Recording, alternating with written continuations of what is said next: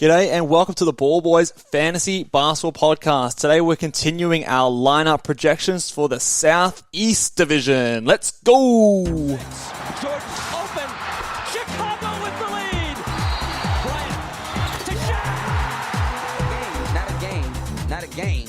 We talking about practice. LeBron James with no regard for human life. Anything's possible. Back out to Allen. His three-pointer. Bang! Curry for three. Wow! Unbelievable. Making it rain in New York. We the North are now we the champions. Not the destination, it's the journey. Mamba out.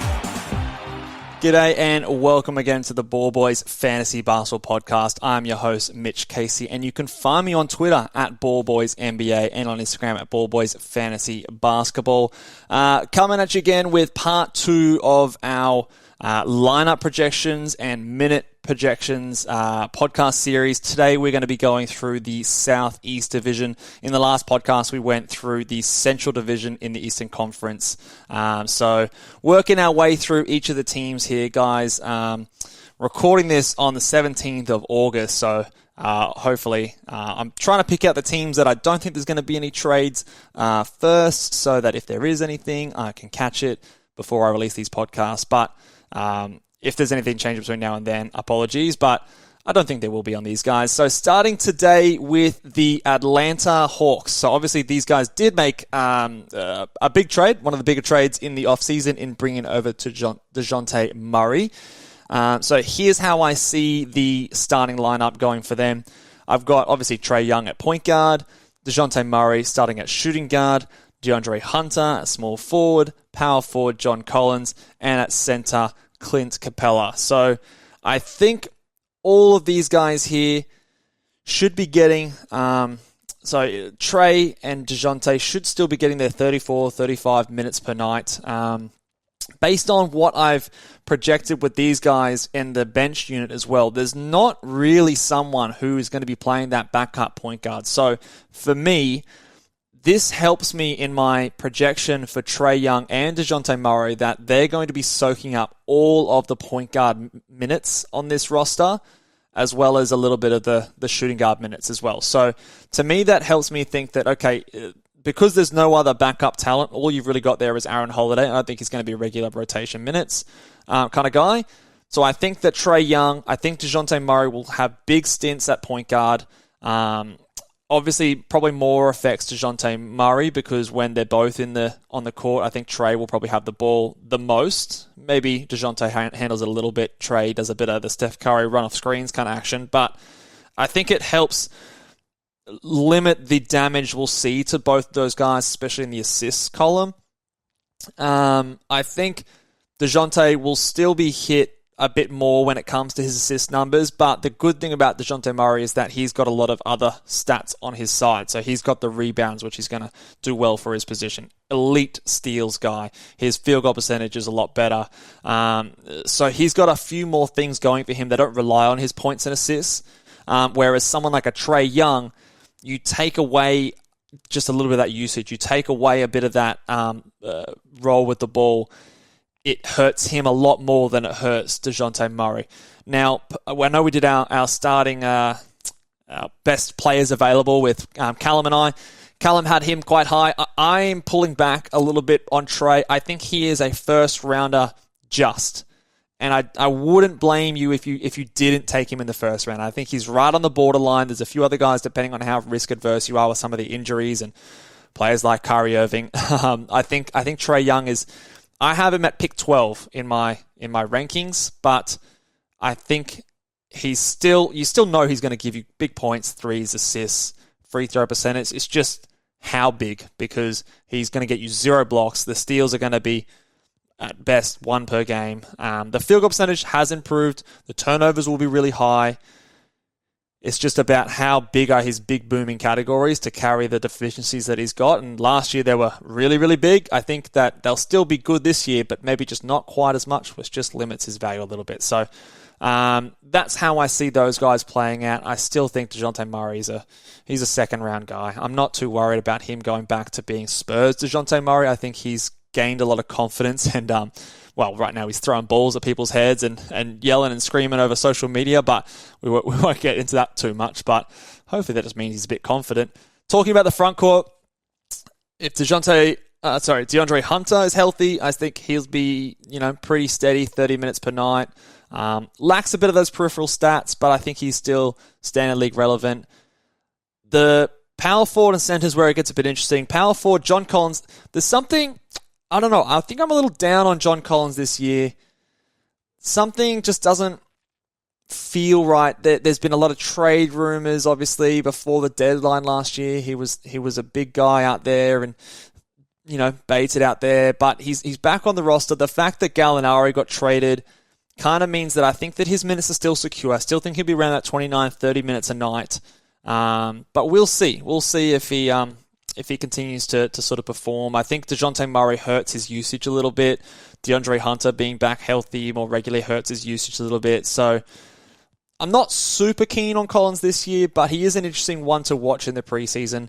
And then at the center rotation, Clint Capella, I think will still be the starting center at the start of the season, but I would not be shocked if Onyeka Okongwu takes that job off him by the end of the season. And I do think that they'll be pretty close, not quite, but pretty close to a split in minutes. So I've got Capella at 26, Okongwu at 22. They can both be valuable in that time, though. So I think Capella still punt free throw guy.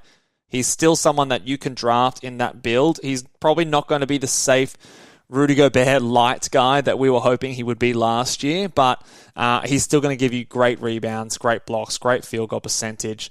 Not a whole lot else, but he's still going to have value in certain builds and someone who I think you can get pretty late in drafts. Looking over to their bench, their six-man Bogdan Bogdanovic. I could have had him at the starting at the 3, but I just think he's probably better suited coming off the bench. Playing that combo guard position, he might be the first one in. DeJounte or Trae comes out, and then they come back in when the other goes out, so they can play the point guard all the time, and Bogdan just kind of fills in that other role. Okongwu, as we said, 22 minutes. Jalen Johnson is someone who I'm really excited about. So I've got him slated as the backup power forward, soaking up most of those backup minutes. Maybe we get a little bit of DeAndre Hunter moving across to the power forward at times.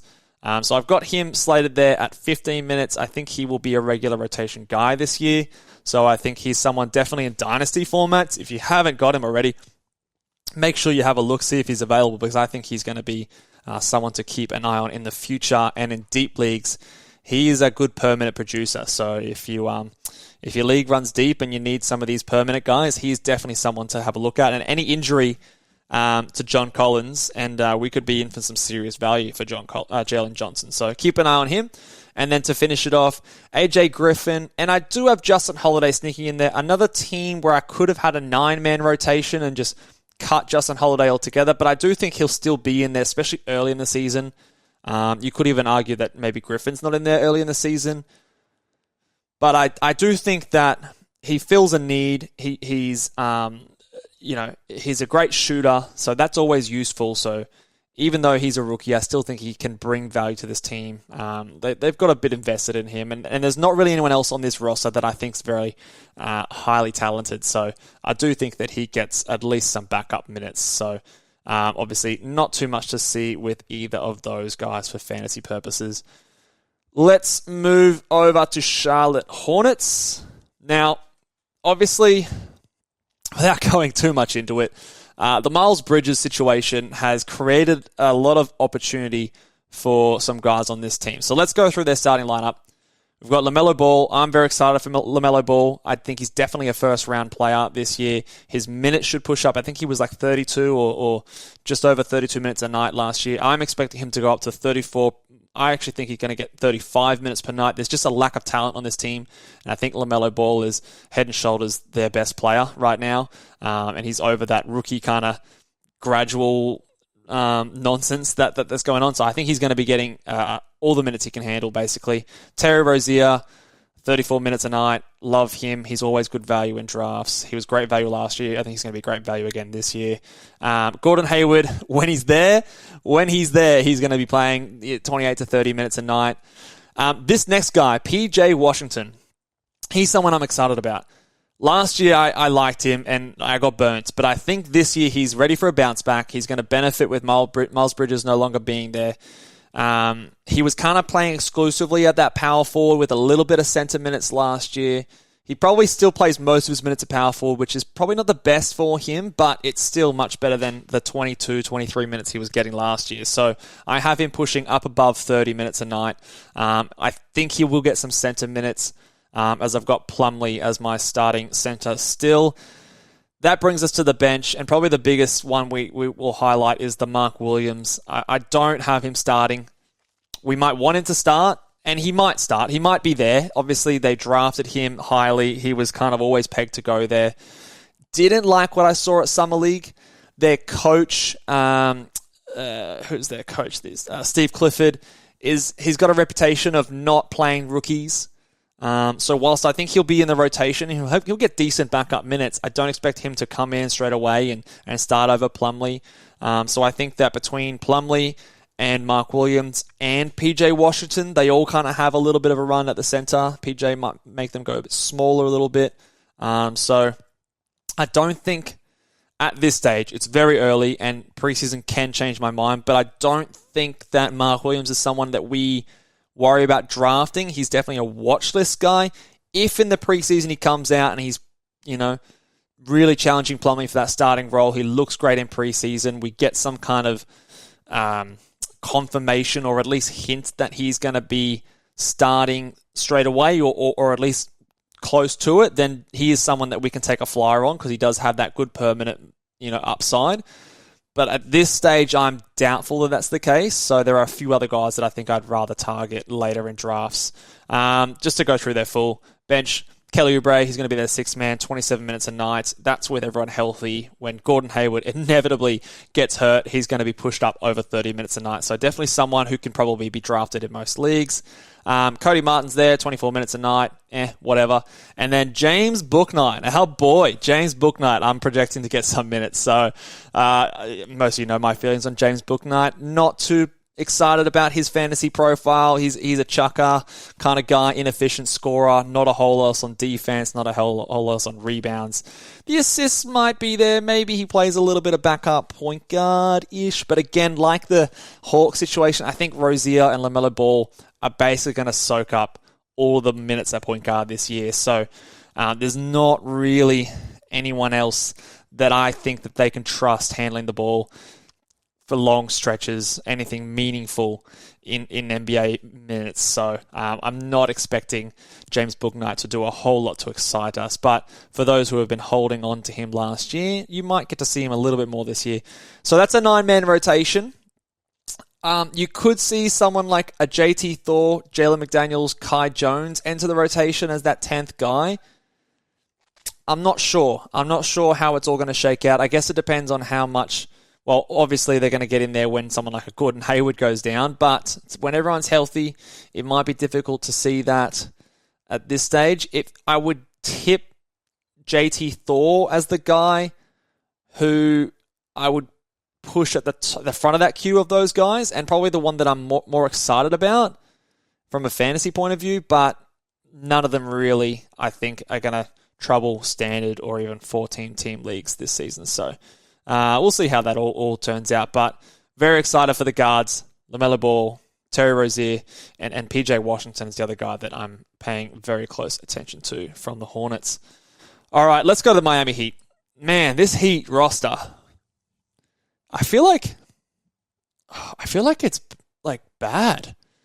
I know that they challenged the Celtics in the playoffs, but I don't know. Just looking at this roster on paper, the loss of PJ Tucker, I feel like is gonna be harmful. It's gonna hurt them, I think, here. So let's go through their starting lineup.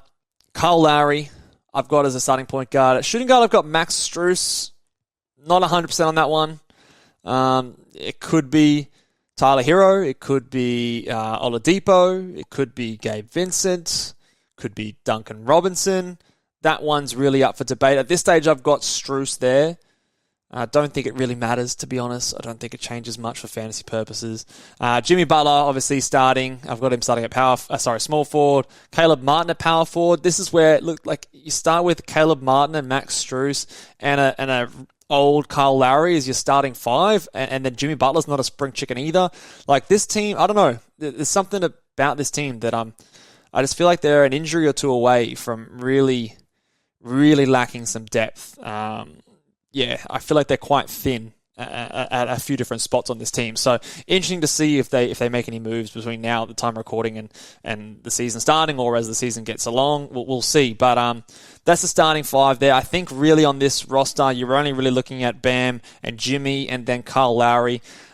Kyle Lowry's old, but I think he's going to have to play decent minutes. There's really not much behind him. Yeah, you've got Gabe Vincent there, but he did play decent minutes at stretches last year, so he might be able to come in and Kyle Lowry might not have to play 30 minutes a night, but I think at this stage I'd be happy to project him at least 30 minutes a night. So that is still someone who obviously you should be drafting, but I am definitely aware of the fact that Kyle Lowry is getting older and up there in age. And obviously on the bench, you got Tyler Hero. I still think he comes off the bench. I still think that's the best role for him, and I think he did it well last year, obviously. So I don't see them changing that up personally, but he's obviously still going to get his big minutes, 30 plus. I've got him at 31 here. Oladipo is there, Gabe Vincent's there, Dwayne Dedman as the backup center, and Duncan Robinson. I nearly put Nikola Jokic in there just kind of like as a positional thing. They're lacking a lot of power forward depth, so I definitely could see Jokic coming in here and doing that straight away. I could see him coming in over Duncan Robinson. Duncan Robinson obviously is a good shooter, streaky. His rotational position in the lineup has been all over the shop. So, yeah, it'll be interesting to see. I think Jokic does present a little bit of upside when it comes to dynasty formats. So, definitely one to keep an eye on. And if any injuries come down, he could... it could be one interesting one to watch in deeper leagues. So I'd be interested to see who he can crack the rotation. But yeah, overall, this Miami Heat team, I'm not too psyched about it. You've got Kyle Lowry and Hero in the guards, and then obviously Butler and Bam that are your main guys that we're looking at there. So let's move on to the Orlando Magic. Now, this is an interesting one. A lot of different ways that we could go here, particularly in the backcourt. So let's go through the starting lineup and what I've got. I've got Markelle Fultz starting. I think that's the word from Magic camp and fans that I'm hearing around the league.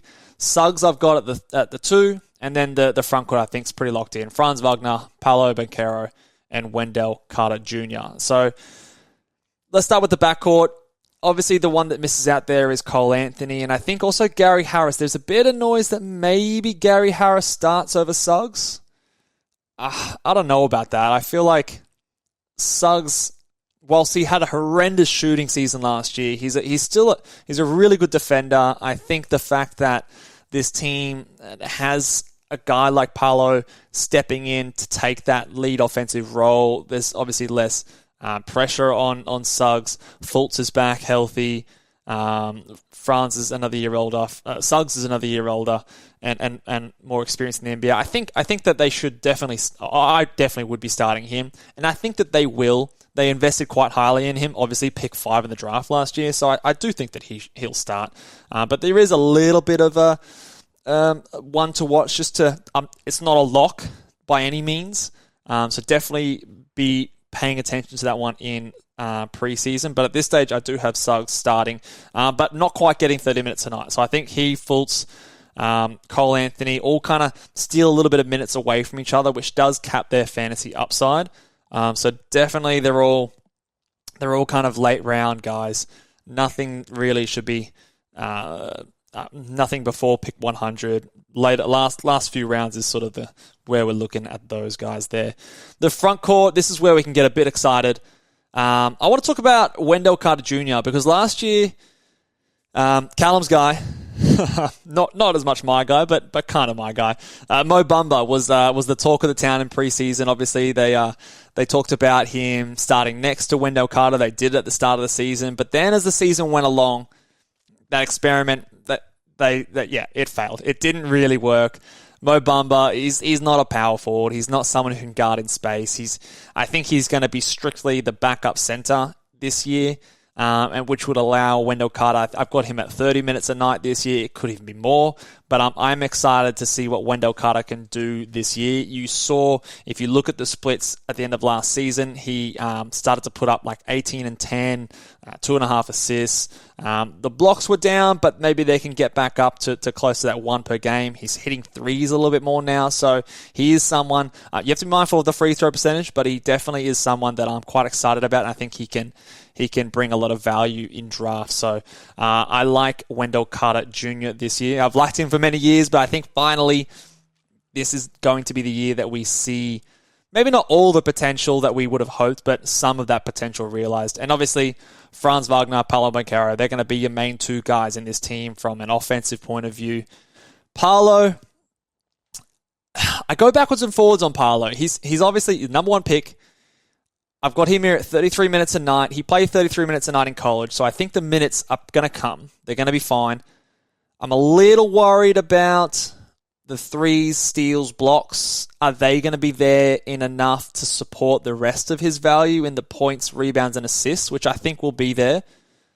The field goal percentage and efficiency, we don't normally see that from rookies. He's a bigger dude, so I don't think he's going to be bad in field goal, but I don't necessarily think he's going to be hitting 55% of his shots. I think he's more like that 46, 47%, which is on the, just a negative, kind of on that borderline.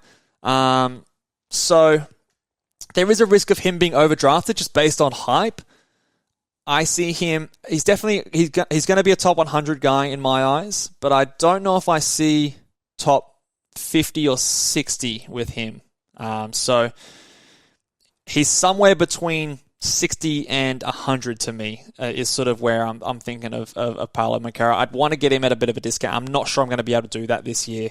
I prefer a few other rookies in the draft this year, but definitely someone who I've got him projected as with the most amount of minutes on this team. Probably he or Franz will probably get the most amount of minutes. Going to the bench, obviously, not too much to see here. Cole Anthony, Gary Harris, Mo Bamba. Jonathan Isaac, the ghost of Jonathan Isaac, will he suit up? I've got him in here.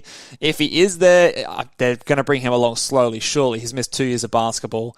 So that's an interesting one. I always loved his upside, but just he's been away for so long, and this team is so crowded in the front court that, I just don't see him getting much opportunity, especially as they bring him back slowly. And I've got Terrence Ross getting that final spot over Chuma Okeke.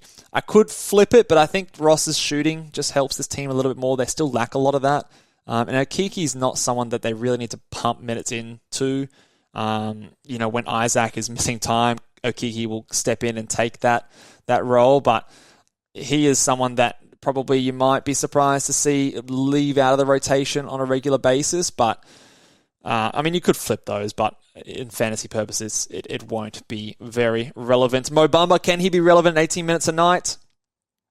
I'm going to say no. I wouldn't bother, really, unless we sort of see a bit more of that, like 24-24 split or closer to. I think he probably needs like 22 minutes a night to really be reliable enough to have on standard league rosters. So at 18, I don't think it's enough. As good as his per minute game is from a fantasy point of view, I want a little bit more from Mo Bamba for me to bother drafting him this season. All right, let's talk about the last team. Another interesting one, the Washington Wizards. So obviously Bradley Beal is back, so let's go through their starting lineup. Point guard, I think you got Monty Morris. You've got Bradley Beal. I've gone Will Barton as the small forward. I think that position is definitely up for debate. Then I've got Kyle Kuzma and Porzingis, which I think are pretty locked in. But that small forward, I do have Will Barton, just as my video keeps freezing for me. Let me go that one again. Yeah, so I do have Will Barton as the starting power forward. I don't think that Danny Avdija fits as nicely with these guys. It was between Danny Avdija and Will Barton as that starting small forward, but I think Will Barton just has the seniority to get that role over Danny Avdija, even though they did play Avdija a lot of minutes last year down the stretch, but there was a lot of guys out at that time. So I think Will Barton gets the nod there. Might sneak into standard league consideration, but again, not super excited. Monty Morris, 30 minutes a night. That could be low, to be honest. He might be getting 32, 33. There's really not a whole lot of point guard depth on this roster. I've got Delon Wright as the backup point guard at 14 minutes a night, and maybe Beal takes a few minutes as point guard as well. So, but in saying that, Monty Morris at 30 minutes a night, whatever. He kind of got close to that last season. He was a starting guard a lot of last season with Jamal Murray out, so don't get too excited. It's not that huge of a change for him, so I'm not super excited. He's a fine assist guy, puts up some decent threes as well, but his per minute stats, they're just not very good. So, and then Kristaps Porzingis is the other one. Now, Kristaps Porzingis, if I could guarantee you that he was playing 30 minutes a night for 75% of the season, he would basically be a second round player. You just can't rely on it. There's too much evidence now to say that his body, there's lower body injuries, lower body issues that have been reoccurring in his knees. It's just tough. He's a tough one for me to peg. So I've got him here at 28 minutes just because I think the Wizards want to maybe conserve his minutes a little bit more, bring him down a bit to make him last. They've got a lot of guys that can play power forward and center in Rui Hachimura, Deni Avdija, Daniel Gafford, Kyle Kuzma. Those guys can all kind of fill in, so I don't think that they need to pump him up 30-plus minutes a night. So I've got him at 28 minutes per night here. Hopefully, if he's doing that, that means he can last longer in the season. But we'll see. Definitely someone to monitor and see if they have a plan for his minutes during the season. But he's definitely a per-minute beast. He's a per-game beast. It's just the reliability with Kristaps is something we need to question. Looking at their bench, few guys here, Deni Avdija and Rui Hachimura. Tough again with the amount of forwards on this roster. I think Rui, I've never been a big Rui Hachimura fan. I just think he doesn't do anything particularly well. He's just there. I don't know. He's fine. But yeah, 20 minutes a night, nowhere near enough time for value. The disappointing one here is Daniel Gafford at 16 minutes per night.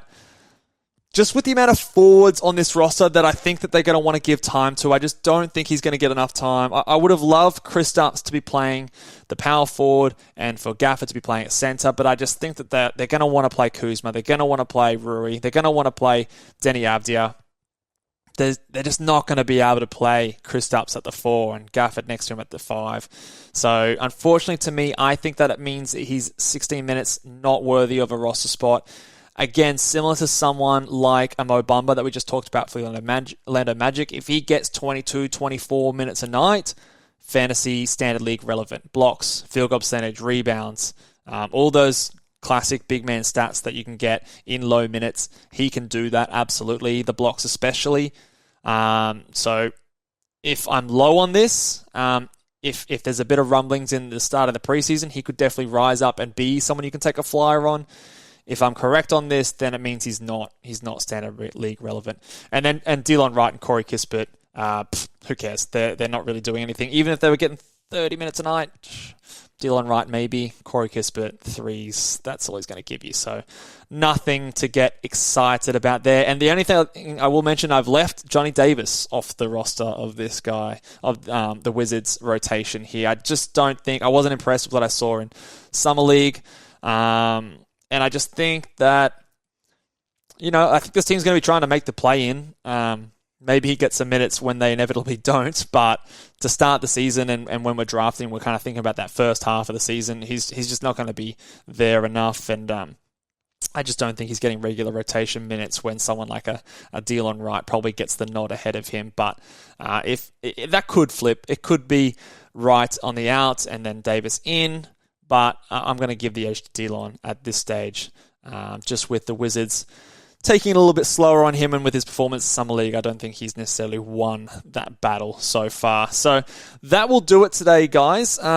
Make sure, again, hit the thumbs up on this video if you're watching along on YouTube. Please give us a 5-star rating over on Apple Podcasts. Leave us with a comment saying, Mitch is killing it on his own. We don't need Callum back. Or if you do miss Callum, of course, he will be coming back. So let him know that you're missing him in those reviews. If you have any questions or disagreements, comments about the rotations, if your favorite team, you think I did them dirty, or you have a discussion you want to have about them, let us know in the comments. But otherwise, we'll be back next time with the Pacific Division. See you then. Bye.